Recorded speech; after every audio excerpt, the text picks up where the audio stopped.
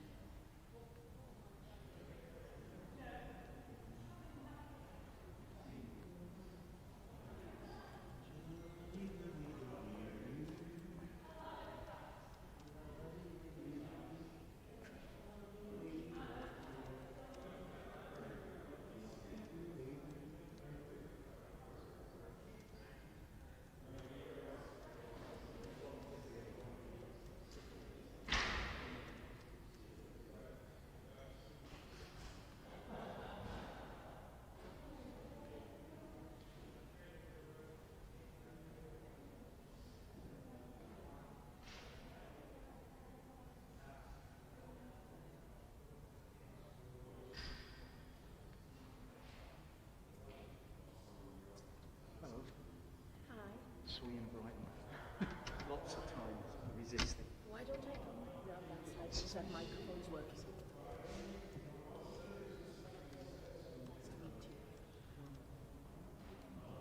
No.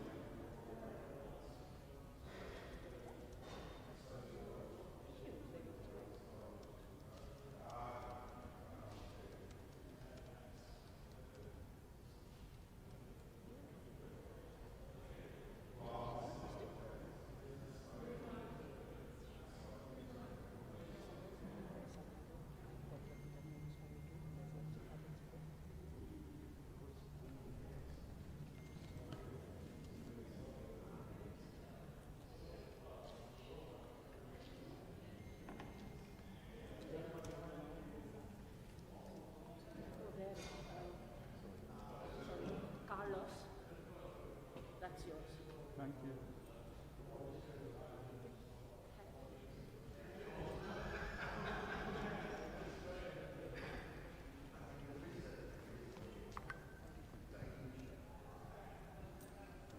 Today, I don't think yeah, I think there's a lot of upper pressure to have an aside from New Zealand. Today we have the Italian Parliament for the well, an asylum request, not completely formal.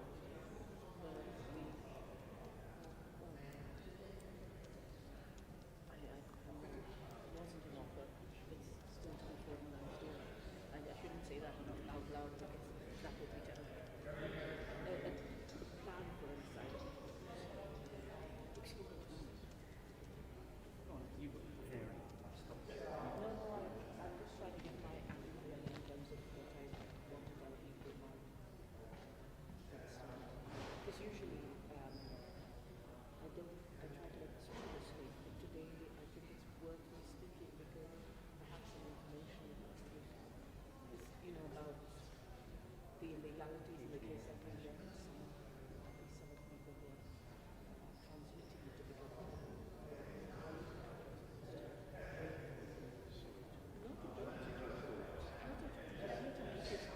You'll have to take up the market of permission which you have done over there. Oh yeah. It's funny, I was just Yeah. thinking, who is this family? Yeah.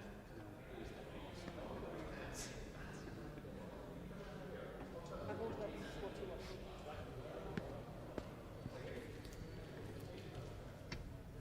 Yes, Lucy was really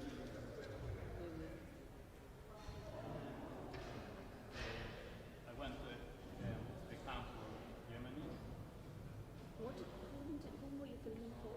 a humanitarian aid charity. Moscow.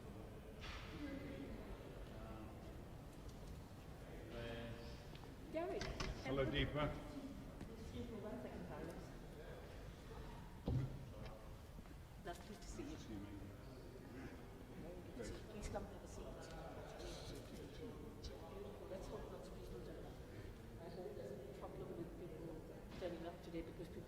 worried that they have to get up early for tomorrow. So, Well, what's at stake? you look different in person. You look slightly different in person. You probably had in mind a younger, more handsome person. The top of your forehead, because in the camera angle. I know, I was told afterwards I was looking down.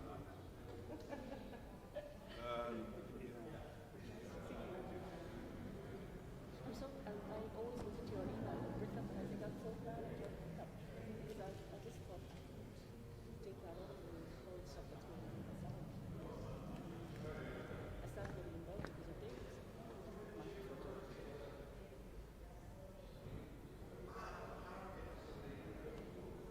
Yeah, absolutely.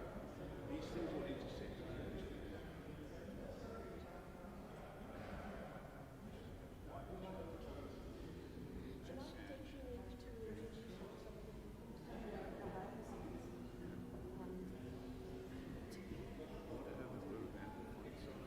I'm hoping he'll be here soon. Lowry is running a little bit late. He's coming from Surrey. So he's coming from Surrey, and there's a Sorry. yeah. And he has. It would be really nice if at some point we could put him.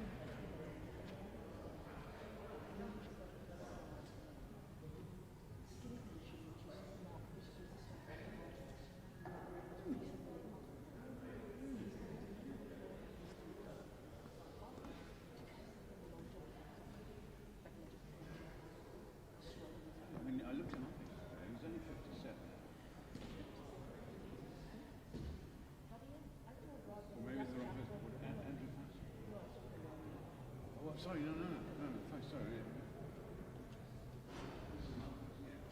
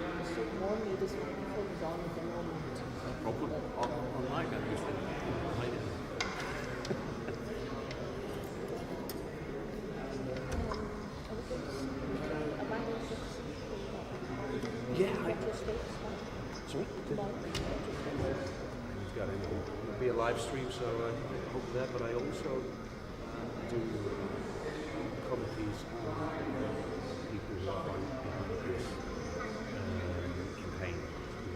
So I'm going to be on the other one. And then we just stream it, the court itself, because most of the case by now.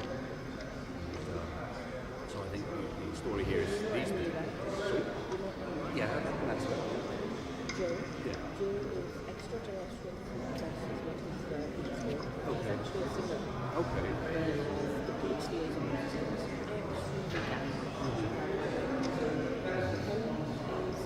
Helen is an chess campaign. She used to be on the University of Belmarsh. Derek, her son, who was standing on the door, is Lives in Spain, right? Lives in Spain. No, Jane. it's Jane. Derek is doing he's paid more than coach. And he's because he's no company contract. So he's been working for getting somebody to allow us to so he's very self-effacing. So Nobody wants to touch this. there's a woman outside elbowing the mascot for Max's Walker. She's written all the pamphlets and things that go out. Super, very about well, past his last year, she's got somebody who's vulnerable at home, so she's not very she's quite old.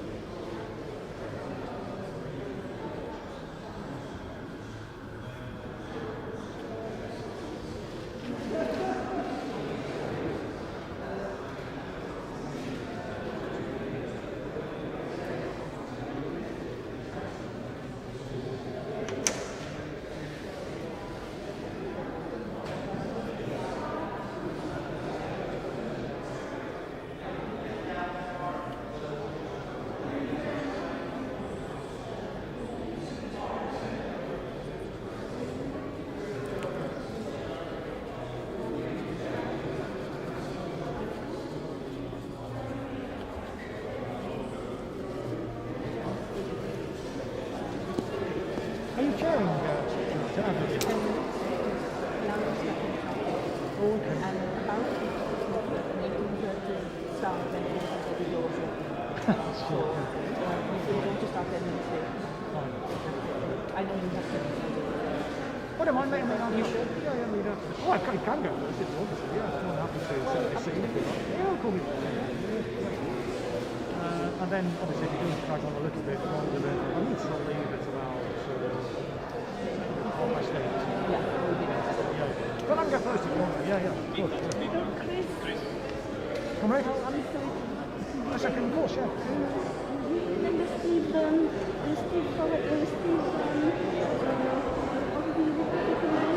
All right. Oh, yes, yes, yes, yes, of course, yeah. You're very close to the microphone, so Marie, is it you? Hello.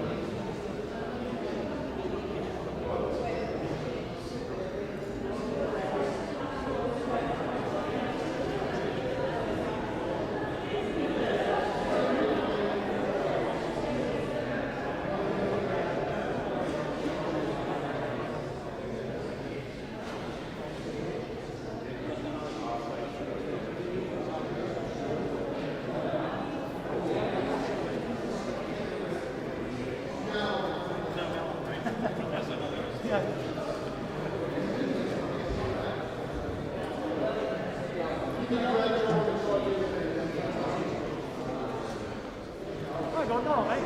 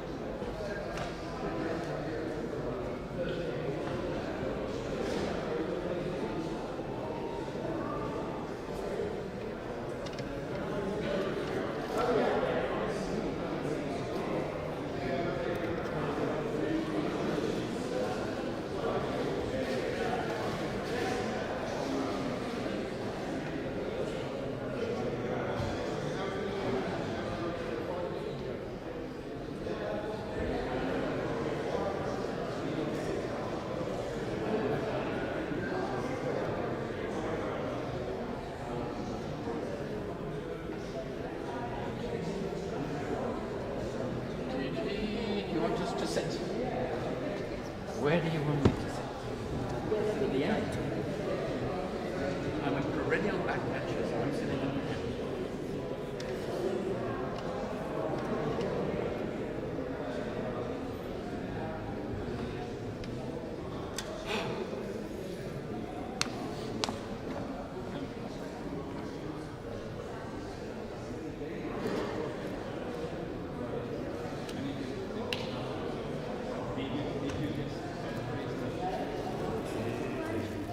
Hi, how are you? Good, good.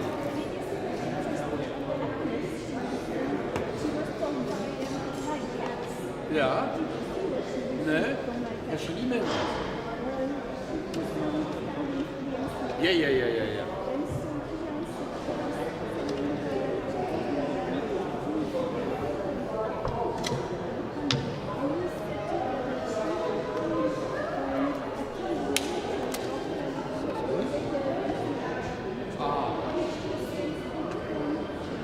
Yeah. So that's why she was turned down as a candidate.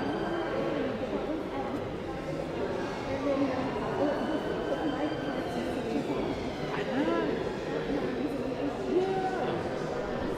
Well, do you have an idea of what you want me to do? I mean, I've got stuff to do. Agree. Let me tell you something. I'll have to go. Yeah. 8 minutes. Yeah. Do you have a view on what you want to do? Oh. No. Way past time.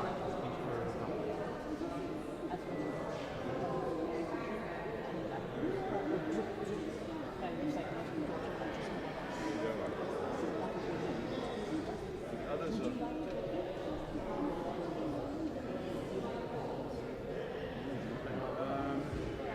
Everybody did when Jeremy Corbyn. 8 minutes. I probably might be 5 minutes. But I knew it was going to be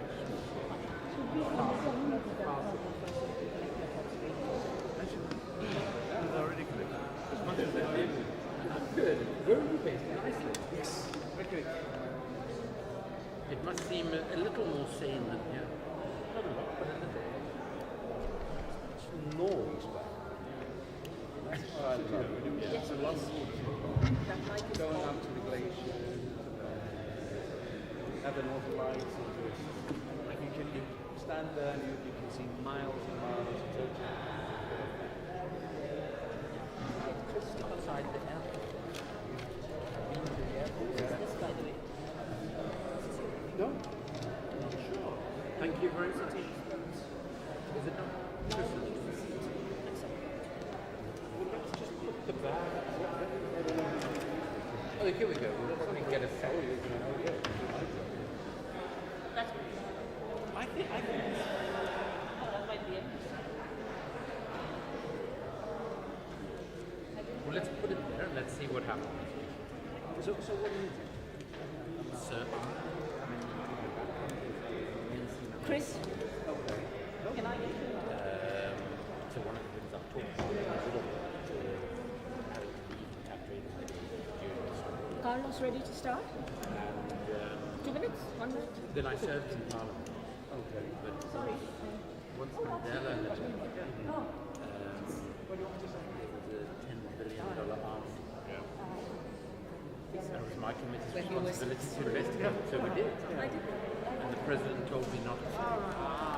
And I refused. So I was forced out of Parliament. And I have a small organisation called Shadow World Investigation. And we investigate the global arms trade effect upon Britain. A couple of books, a film made from Shadow World. Which is brilliant. I need your company because I'm working on a Swiss deal in automatic. Swiss arm. I was actually in Zurich about 3 to 4 weeks ago to launch something called Swiss Arms with Deepa cycle. You know Deepa cycle? I'll drop off. And actually did a brilliant job. Basically, fighting freedom of information. The Swiss government was trying to stop them publishing stuff for 5 years. And finally, got this initiative. And so I was there for the last few weeks. It was brilliant.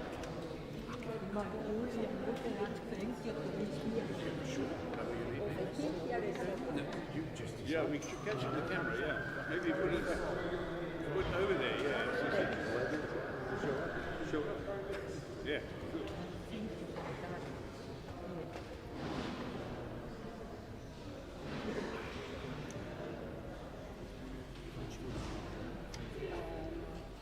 Yakta first, then Mosai, then Chris, then Lauri, and then so the role is Yakta, then Derek, Chris, Lauri, Mosai. And before us the committee. Yeah. You ready?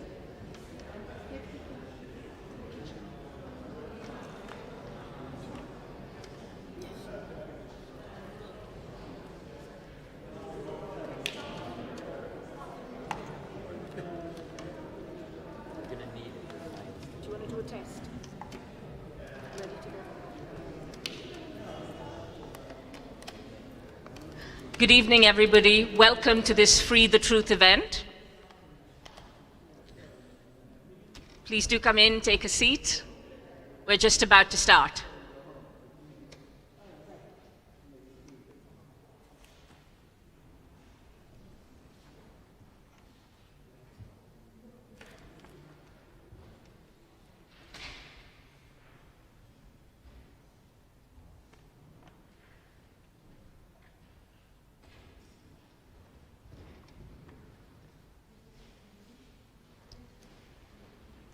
I'd like to start by thanking everybody who's joined us here today. I know there are restrictions in the room, and some people who wanted to be here are actually watching us online.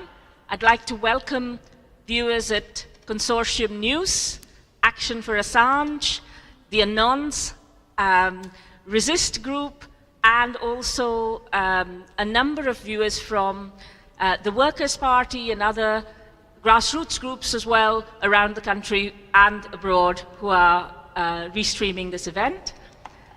I'd like to start also by thanking the people who helped start this series of events almost 2 years ago when we knew life in the real world. And those were the people at the Committee to Defend Julian Assange.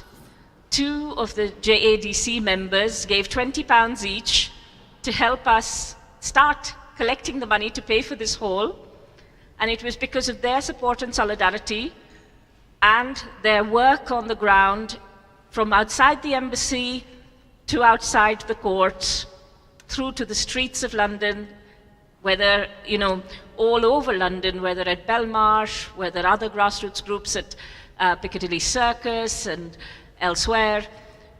Very grateful to all of them for the work they have done, which has helped, despite a pandemic, keep what is the world's most important political prisoner in the public eye, even though serious efforts are being made to prevent us from knowing what's really going on. The case of Julian Assange is particularly important to all of us, but for those of you who have not been to a Free the Truth event before, this is a grassroots gathering supported by the Committee to Defend Julian Assange. It's organized by Professor Ian Munro at Newcastle University and me. My name is Deepa Driver. I'm at the University of Reading. We're doing so in our private capacities as activists who are deeply concerned about both whistleblowing and press freedom. We're also concerned about human rights, and I'm really delighted that so many people have begun to wake up to the serious breaches of human rights that we've seen in the case of Julian Assange. These breaches range from absolutely bizarre things, such as the prosecuting country considering whether to murder the defendant in this case, that is the US hatching plans, the CIA hatching plans to murder Julian.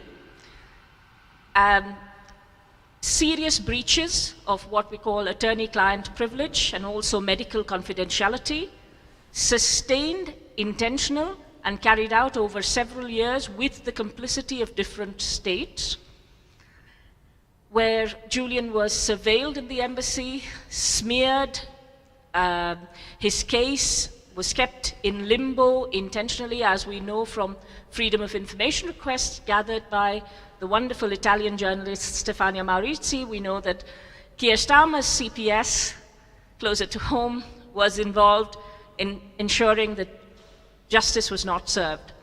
They kept the case in limbo so that no exculpatory evidence, that is evidence which would clear Julian's name, could be seen. They said, don't you dare get cold feet, when the other side wanted to drop the case.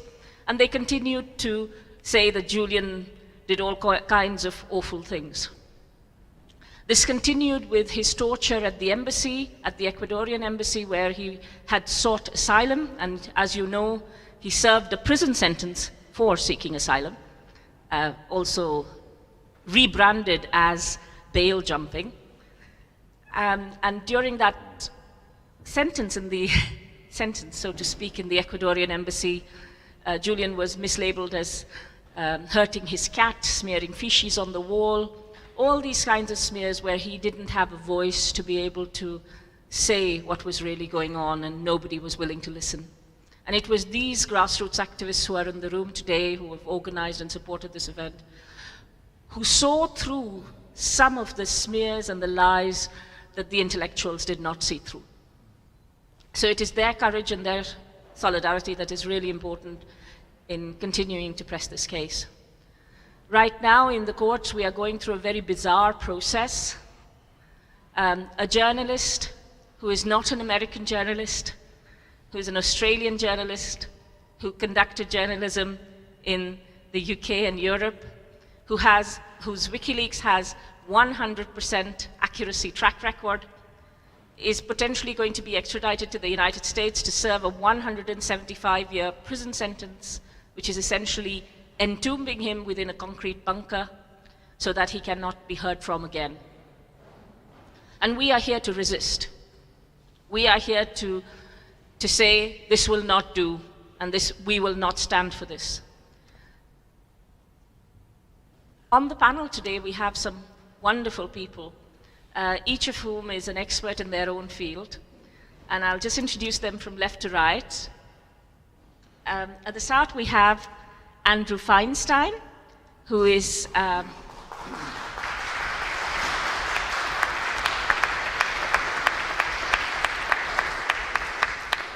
globally known for his work on the arms trade. He heads an organization called Shadow World Investigations. And Andrew's done so much to reveal what's going on behind the scenes, and done it so courageously in so many ways. Andrew also served in the ANC government within Nelson Mandela's cabinet, so he knows what it's like to resist when the state is oppressing you, and what it's like to stand with the side that is honest and true. Next, we have someone who has played a very, very important role in bringing Julian's voice, in bringing the case for Julian, rather, to Parliament. And Chris Williamson, whom many of you know from previous events,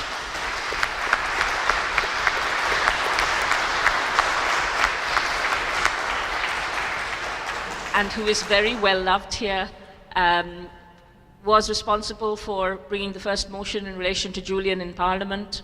He has continued to campaign for Julian in various places, small events, large events. He's put his name to it, and he's always made a place for the case for Julian to be heard.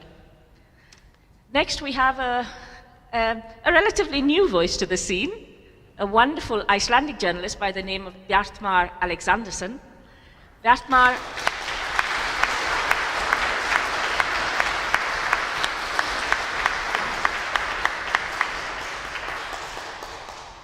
as you may all know, Bjartmar wrote that fantastic piece and did the extensive legwork that went behind it in relation to Siggi Ingi Thordarson, who is the Icelandic witness in Julian's case that the FBI have, I mean, the easiest way to put it is bribed into misrepresenting what Julian did. And I'm hoping that Bjartmar will tell us a little bit more about his investigation and what happened. To my left, I have someone whom I greatly respect, Dr. Derek Summerfield. Derek is a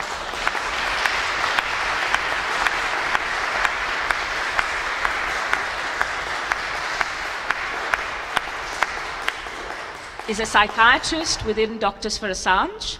He has spoken out on a number of occasions about the psychological torture of Julian. Derek is also known for his role as the chief psychiatrist at what is now Freedom from Torture. So it used to be called the Medical Foundation for Torture Victims, right? Yeah. Thank you very much for joining us, to all the panel. And we have an empty seat here, and he will be joining us shortly. It's for Lauri Love, and we will give him a round of applause when he arrives.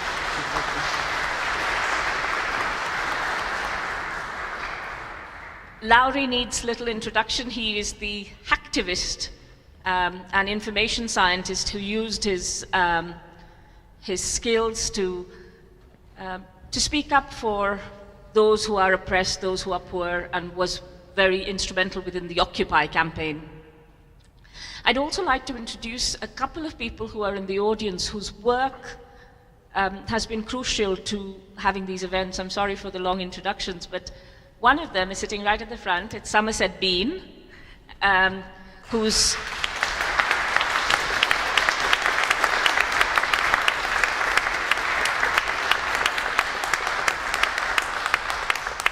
if you see any of the images around London on the billboards, online, on Twitter, anywhere, it's almost always Bean's images.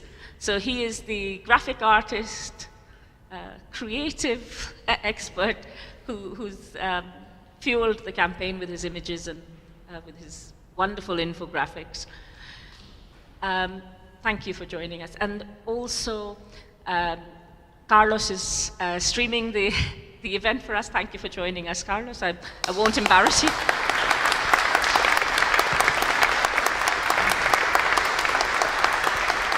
So as you can see, Carlos is capturing images, so please make yourself scarce upstairs if you don't want to be caught on this screen. But just to warn you in advance.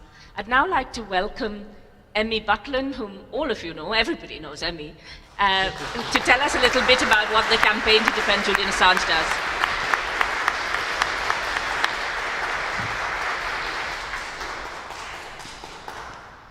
Thank you very much, Deepa. It's an honor to welcome everyone here. We are back after a long period of absence when the country has been facing a pandemic. We're extremely grateful to the people who've turned up. As I said to Deepa, we have to start meeting again in a safe manner. Julian Assange cannot wait. He needs us, and he needs every single one of us. We are a grassroots solidarity group. We are comprised by ordinary people who come together to do their bit in creating something extraordinary. A movement across country, across political spectrum, in defense of a man who, through his work with WikiLeaks, has enlightened the world. This man has been attacked from the very beginning due to his publication. He has inspired every single one of us. And we continue the work of solidarity by coming together as members of the public and finding out what we can do. We have here very eminent politicians, academics, medical experts, professionals, but we also have the public, us. And the more inspiration we get from this movement, the more we can tap into our own creativity and see how far it takes us in collaborating together to bring together a change in society where WikiLeaks journalism is applauded throughout society, not just by the public. WikiLeaks work has touched our hearts, and we are highly motivated from that perspective. I would like to invite all of you to find what you can do as members of the public. Turn around to the people next to you, find ways of collaborating, because only by working in collaboration with each other, we are able to multiply the effect and have impact. I mean, today's event would not have been possible for the work and collaboration of a small number of people who have brought this about. You are all part of it, and we're very grateful for your donations. There will be some buckets later which you can donate to towards the costs of the hire of the hall. So I'm passing back the microphone to our lovely Deepa driver, and we're really looking forward to hearing more and freeing some more of the truth about what has occurred. Thank you.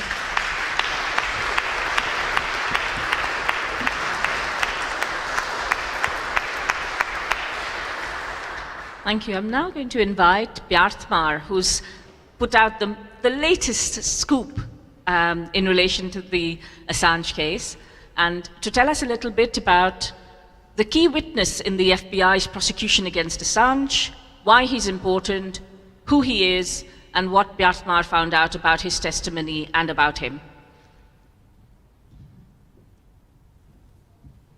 Yeah, thank you for that. Yeah, my name is, I always say to these people, my name is Bjartmar Alexandersson, or full name Bjartmar Oddur Þeyr Alexandersson. Yeah, it's a long Icelandic Viking name. Talk to my parents about that. This case is one of the strangest ones I've ever worked on regarding a person involved in a case. Even for Icelandic standards, and trust me, we have wee ones. It's the main witness in the FBI case against Julian Assange is named Sigurður Þórðarson. And before he changed his name, as many criminals do in Iceland, his name was Sigurður Ingi Þórðarson. And he is one of the most famous con artists in Iceland. Everybody knows this guy. And he is pronounced, actually, his nickname is called Siggi the Hacker. You might have seen this in international news. But according to my research, he has no hacking ability whatsoever. He actually needed the assistance of the FBI to get a video downloaded from a mobile phone. We have that email. So he is a con artist that is on a high level, only using this nickname to scare people. And there are certain people he likes to scare. And that are his victims, which he sexually abused. Almost 15 of them, minus. Which only 9 went to court, which he was convicted for. There were 15 boys underage, and one of these individuals actually committed suicide after his case did not go to court. So yeah, it's a really good witness, morality-wise, to take this guy. So he's been stealing out of from individuals and companies in Iceland for years. Even he stole 50,000 United States dollars from WikiLeaks when he was actually a volunteer in a small role inside there. And he actually used his role to, I would say, no, I'm translating here in my head here. He actually used his role to push his ego up, even to get his victims to meet him. And the thing is here, he's been convicted of everything of this. And now he's actually in Icelandic prison. He was 4 weeks ago, he was put in of the maximum security prison in Iceland. The police actually asked for a very certain detailed law that's not often used, which is used for serial offenders. So, and the judge accepted, and just today it's now extra 4 weeks, which the judge now decided to lengthen this prison sentence that he has. So the police and the special prosecutor in Iceland are actually investigating him now for a fraud case that is almost £1 million in Iceland. He's on a crime spree while he actually has FBI immunity agreement with the FBI, which he was given back in 2019. So this is the backstory basically of the main witness of the FBI. And I did a 9-hour extensive interview with him, and over a few days. And what he actually admitted to me is that the case against, or a lot of the indictment cases inside the indictment, are basically a lie. There are several points in the indictment that are basically not truthful. For example, in the indictment, it's said that Mr. Þórðarson was asked by Julian Assange to hack the Icelandic parliament and the mobile phone or the phone conversations. Well, this is a lie, and we actually could prove that, and we put that in print. And there are many other occasions in the indictment which cannot be proven and also is basically a lie. And why this is important? Well, legally, it's kind of bad to put a lie in an indictment and go to court with it in any case. So being the prosecutor in this case, I wouldn't want to be him. And what you see is just a small speck of everything that's been happening to Julian. It's plenty of it. And but Mr. Þórðarson plays a huge role in the case against him because he is the main witness of transforming Julian from a journalist to a hacker. And that's why his testimony is so important. Of all the people who are working as volunteers or members of staff for WikiLeaks, not a single person had come forward with the same testimony as Sigurður Þórðarson. So it makes you wonder that the only individual who actually the FBI could put in writing with his testimony that Julian Assange was a hacker and not a journalist. Well, it makes you wonder how strong the case is if you have to find a con artist and a pedophile to do so. So it's...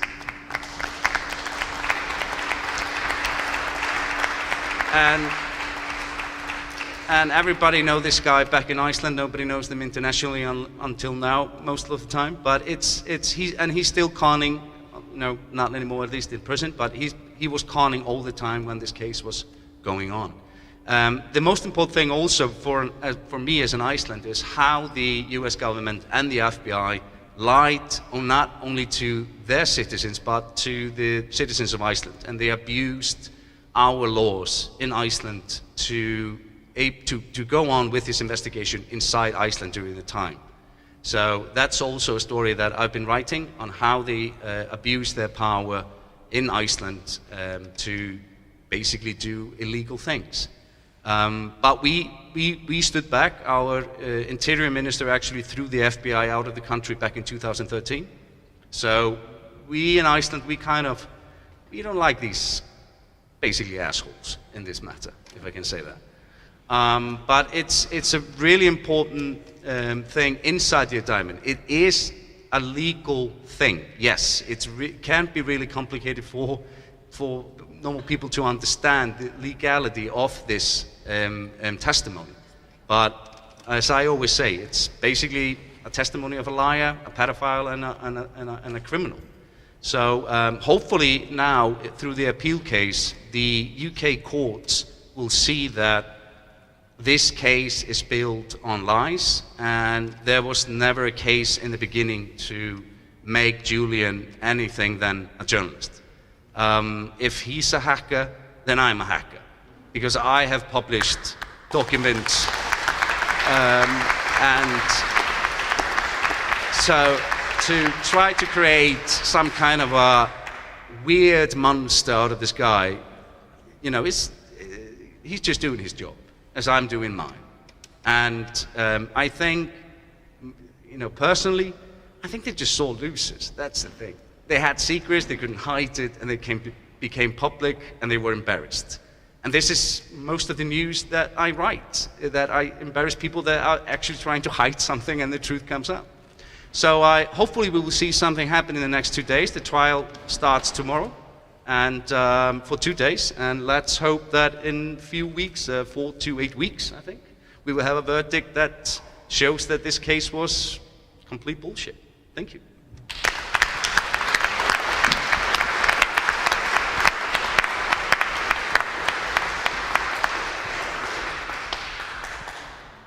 Thank you. Thank you for a very important, I would say, testimony, because I think it's important for us to hear this from the people who are doing the work to uncover what's really going on. So thank you very much, Belmarsh. And thank you for coming all the way from Iceland to be here for Julian.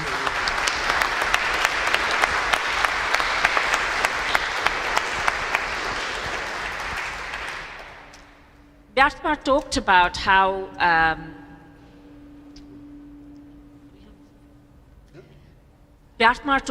how the people who should be ashamed and embarrassed are within the US state, within their allies who covered up war crimes, rape, murder, torture in other parts of the world, who, while taking the knee and pretending Black Lives Matter, destroyed entire countries and civilizations. But instead, the person who has been humiliated, who has been mistreated, who has lost a decade, more than a decade of his life, a very productive life, where you know, the person who brought together technology and journalism to create a new form of journalism, which is what Julian did. I think there is a bit of background noise outside. Excuse us a second. Thank you. I'd now like to invite Dr. Derek Summerfield, who's an expert on torture, to tell us a little bit about what torture is, how Julian has been tortured. Is it just the use of a very exaggerated term when we talk about Julian being tortured? What does it mean, and what effects will he be suffering at the moment, or what effects can one expect him to be suffering at the moment? Sorry.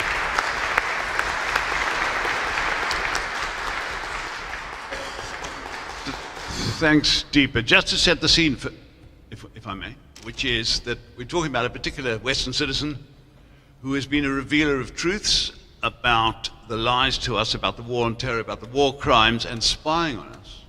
And this takes place in the context of the erosion every day of civil liberties in this country, something that has started from the Blair era.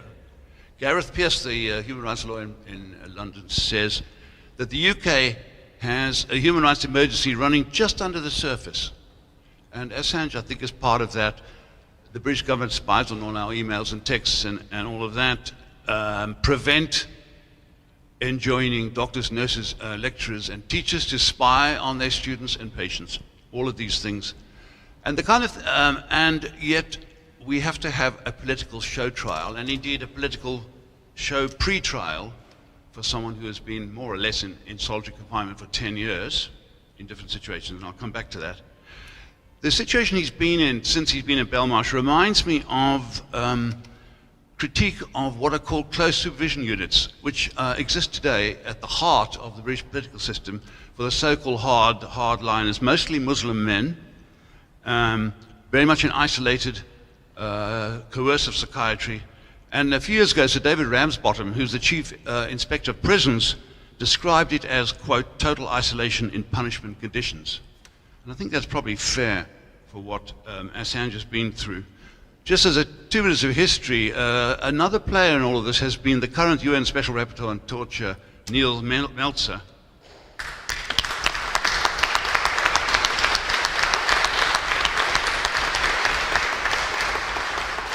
I presume he's not here. No? But I've had a lot of involvement over many years with Palestinian human rights, and I've met a lot of UN special rapporteurs, and they're quite cautious about what they're prepared to put their name to. And Meltzer's been quite different from the start. When he met Assange in prison 2 years ago, he said this is someone akin to someone who's been psychologically tortured, and talked about the destruction of the individual, quote, downward spiral, something deliberate and cumulative. Meltzer said that in 20 years, he'd never seen a group of democratic states so ganging up on a particular individual. And he requested that the UN retract authorization of extradition and brought in the UN Working Group on Arbitrary Detention. As you know, the British government has abandoned him, as has the Australian government, the country of his birth, of his citizenship, and have responded to nothing. We've done to multiple calls by well-heeled signatories around the world, and Noam Chomsky, and that sort of thing. So where are we with him? Total isolation and punishment conditions. I might note that solitary confinement is associated with a longer-term higher death rate for various reasons. And what he's been going through, obviously, as we could all imagine, is persistent attacks on all of our social needs for privacy, dignity, social connection, personal identity issues. You know, the constant shaming, vilification, and he couldn't speak back, hopelessness, helplessness, fear, anxiety, all the things we can imagine, which are indefinite and which must be no more assuaged now than they were a few years ago on the eve of this hearing tomorrow, as well as sort of sensory deprivation, surveillance, decreased access to lawyers, a scandal in itself, and spying on the lawyers. There's a sense in which this is it's been a kind of long drawn out hand drawing and quartering, as they had in the Middle Ages, where the execution of someone was preceded by various sort of grotesque punishments and mutilations, which drew it out into this long process. So that's sort of where we are. As Tariq Ali said the other day, everyone knows this stuff is true. I mean, no one's saying it's not true. You know? And millions have died, millions. Huh? Non-Westerners have died. It's funny to think about that. What Assange reminds us of is that these millions of people have been mere feathers in the weight that they bear on the scales by which the US and the UK and others measure their interests in the Middle East. That. If we lose this, I don't know. And so he stands as a sort of unique truth teller, really. I mean, there have been a number of truth tellers around. Noam Chomsky at a different level is a truth teller, these sort of people. But we see what happens to truth tellers in the current age of so-called Western liberal democracy.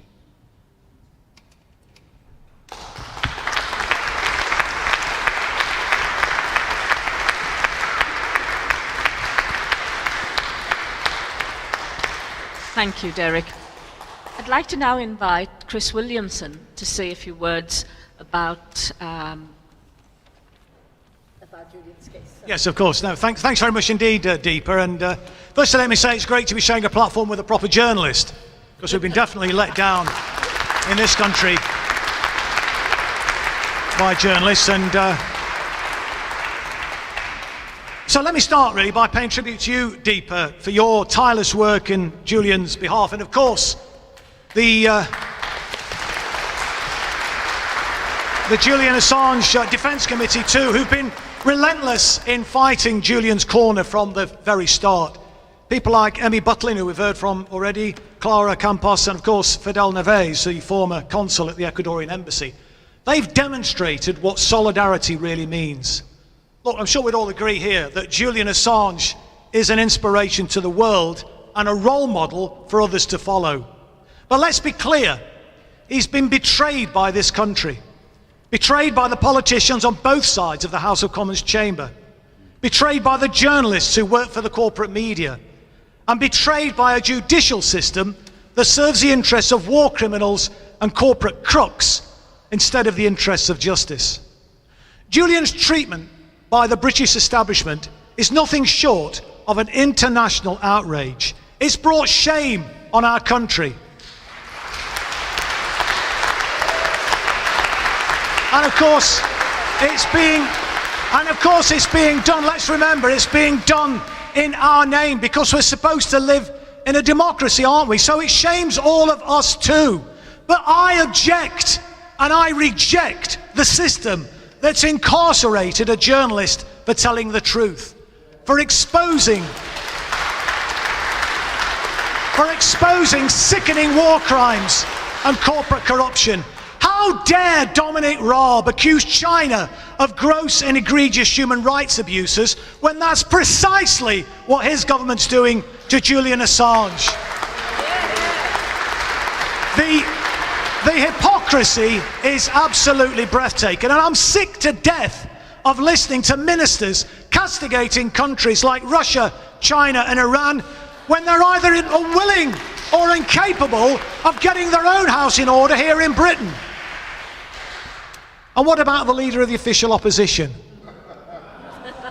Sir Keir Starmer. As a knight of the realm, he's a pillar of the establishment. And when he was the director of public prosecutions, he did his level best to get Julian extradited to Sweden on trumped-up charges.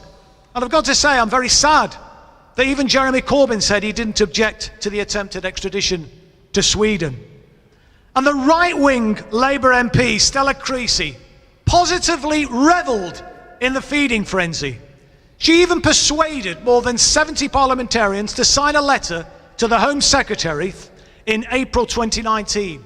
56 of these characters were Labour MPs and peers, and 9 others had recently resigned the Labour whip to join the ill-fated Change UK, otherwise known as the Funny Tinge Party.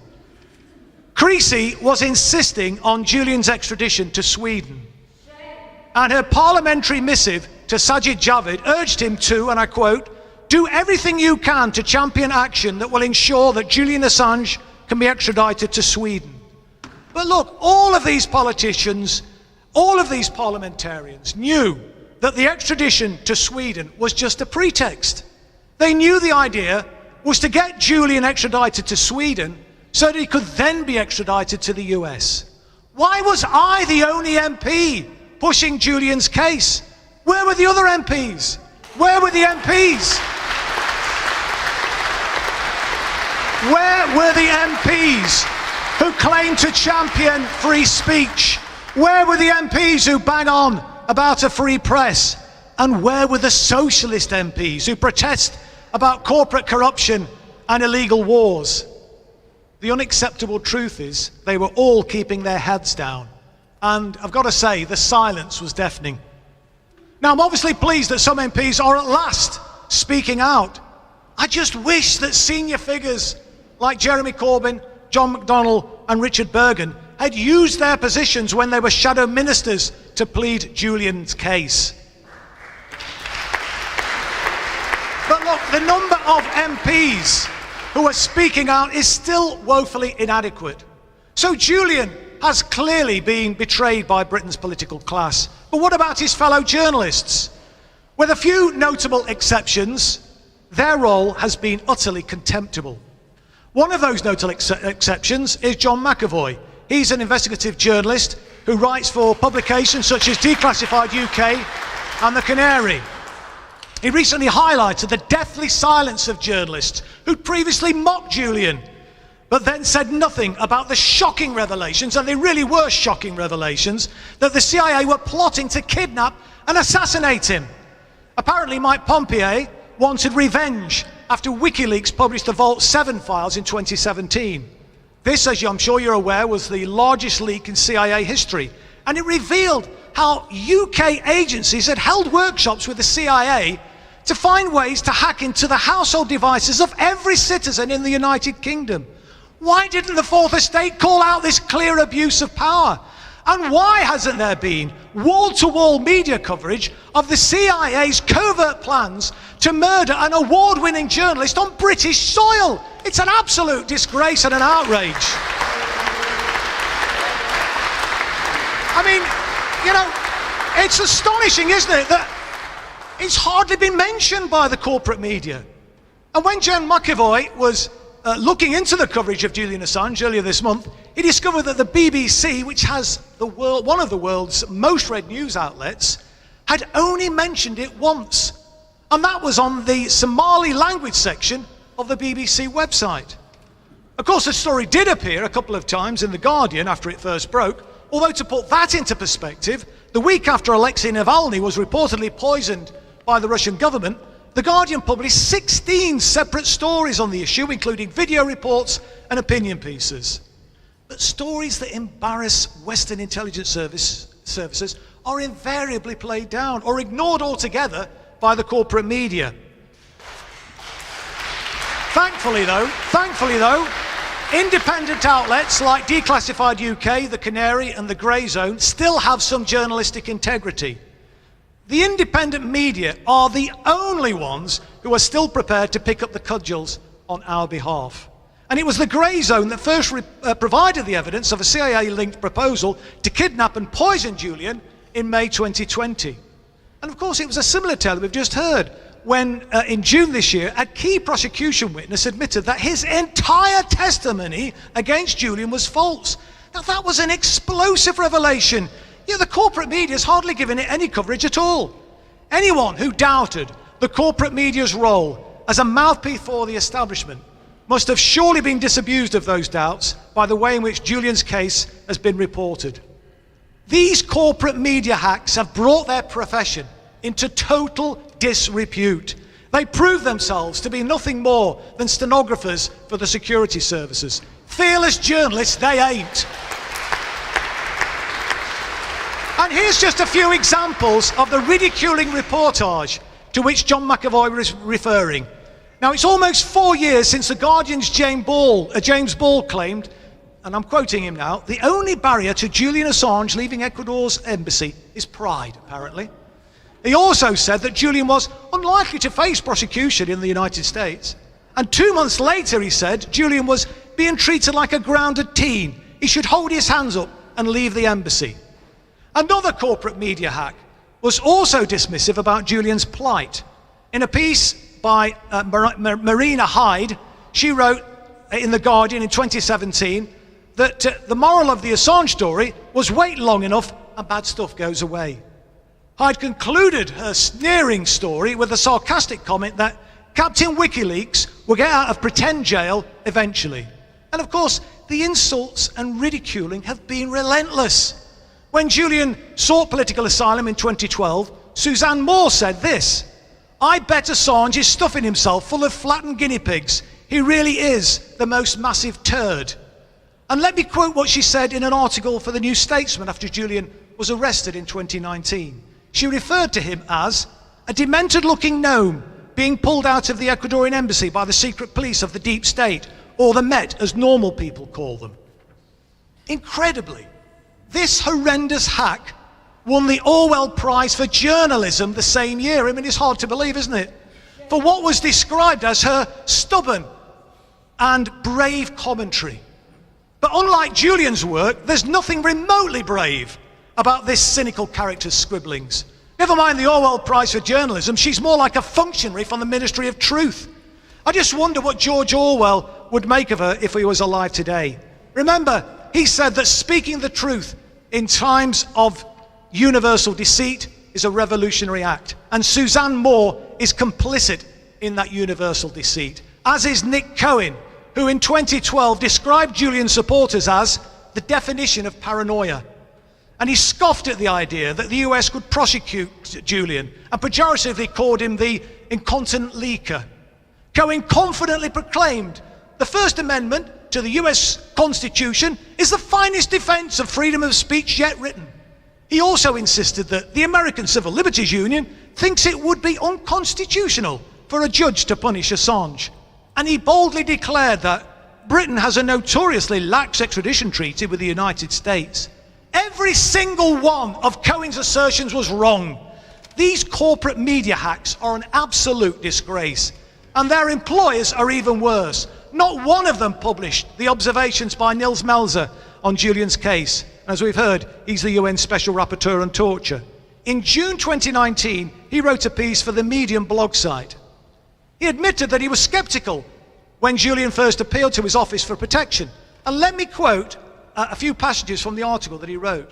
He said, "Like most of the public, I'd been subconsciously poisoned by the relentless smear campaign which had been disseminated over the years. So it took a second knock on my door to get my reluctant attention. But once I looked into the facts of this case, what I found filled me with repulsion and disbelief. In the end, it finally dawned on me that I'd been blinded by propaganda and that Assange had been systematically slandered to divert attention from the crimes he exposed. Once he'd been dehumanized through isolation, ridicule and shame, just like the witches we used to burn at the stake, it was easy to deprive him of his most fundamental rights without provoking public outrage worldwide. Of course, these observations were absolutely apposite. And it's the corporate media who've outrageously peddled the smears to dehumanize Julian. So that's the political class and the corporate media. What about the judicial system? Well, so far it's proved itself to be nothing short of a sick joke. Why on earth is Julian even having to fight an extradition application at all, let alone find himself incarcerated in a high security prison for over 2 years? Article 4 of the extradition treaty between the UK and the USA is unambiguous. It clearly states that extradition shall not be granted if the offence for which extradition is requested is a political offence. What could be more political than exposing war crimes, I ask you? Now, I've heard it claimed that Parliament removed the bar on political offences, though, because the Extradition Act didn't specifically refer to them when the legislation was passed in 2003. But that doesn't stand any scrutiny at all. When the extradition bill was being debated in the House of Commons in December 2002, the issue of political offences was actually raised by MPs. And the government's response was absolutely unequivocal. Responding to the debate on the extradition bill on the 9th of December that year, Bob Ainsworth explicitly stated that the bill will ensure that no one can be extradited where the request is politically motivated. So I ask you, what the hell is going on? It's as plain as a pikestaff as far as I'm concerned, that the system that Julian's fighting is completely rotten to the core. As Edward Snowden is reputed to have said, when exposing a crime is treated as committing a crime, you're being ruled by criminals, which pretty much sums up Britain today. Look, Julian's been betrayed by the politicians. He's been abandoned by the corporate media. And so far, he's been unjustly treated by the judiciary. But we, the people, are Julian's last line of defense, and failure is not an option. With the world standing on the brink of climate catastrophe and the AUKUS deal raising tensions with China, the need for fearless journalism has never been more important. So let's make one hell of a stink tomorrow to show the court that the British people say, free Julian Assange now!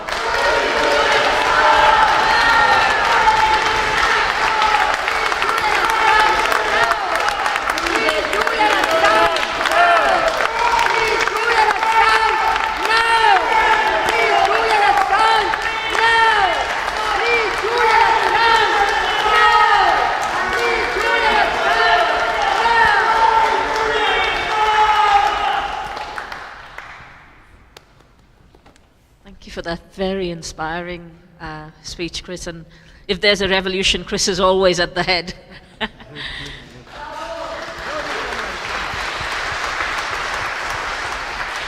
We are glad to stand with you. Our next speaker is someone who has endured a huge amount of stress, difficulty, hardship, as a result of being somebody who's always championed the oppressed. He has used his incredible information technology skills, his intelligence, and importantly, his character to stand up for what is right. And I'm really honored to welcome to our panel, Laurie Love.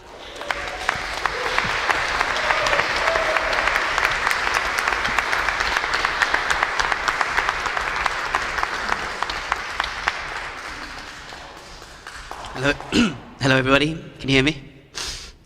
So firstly, apologies for being somewhat delayed. Traffic and other things conspired to make me later than I planned to be. I'm thankful to be invited and honoured to be sitting amongst such distinguished individuals and, may I say, comrades. And to paraphrase Oscar Wilde, aka hacker, I am a hacker, I do not deny it, I claim it with pride. As I define a hacker to be someone who sees technology not just as a product that is given to them in a way that it was designed by another to serve some other purpose, but as an open possibility to be taken apart, put back together new and interesting ways to change the world, hopefully for good.